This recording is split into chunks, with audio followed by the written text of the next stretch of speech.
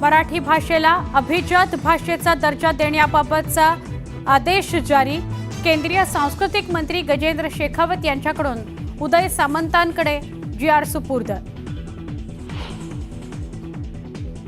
शरद पवार आणि मुख्यमंत्री फडणवीसांमध्ये फोनवरून चर्चा।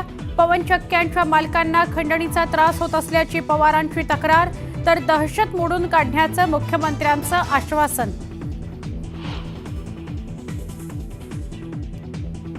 मुख्यमंत्र्यांकडून सर्वसामान्यांचं जीवन सुकर करण्यासंदर्भात 7 कलमी कृती कार्यक्रम निश्चित। ईज ऑफ लिव्हिंग संकल्पनेवर काम करण्याच्या राज्यातील अधिकाऱ्यांना सूचना।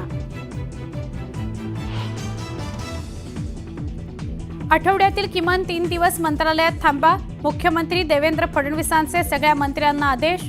प्रशासकीय कामात सुसूत्रता आणण्यासंदर्भात मुख्यमंत्री फडणवीसांचं मोठं पाऊल।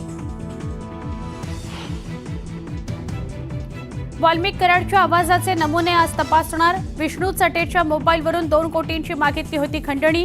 विष्णू चटेचा मोबाईल CID चौकशीकरिता ताब्यात।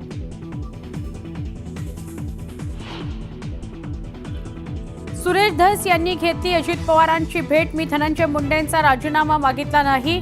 भेटीनंतर सुरेश धस यांचं घुमजाव।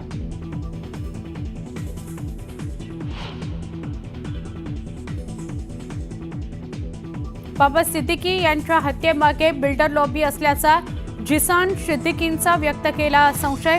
बिश्नोई टोळीच्या पोलिसांच्या दाव्यावरही प्रश्न उपस्थित केल्याची माहिती।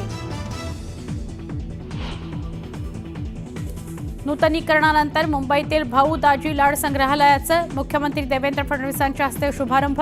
नूतनीकरणाकरता तब्बल 2 कोटी 80 लाखांचा खर्च। 18 महिन्यांमध्ये काम पूर्णला। पुण्यात IT कंपनीतील तरुणीची हत्या। आर्थिक देवाणघेवाणीतून हत्या केल्याच्या धक्कादायक घटनेमुळे पुण्यात खळबळ। तरुणाच्या हल्ल्यात जखमी तरुणीचा उपचारादरम्यान मृत्यू।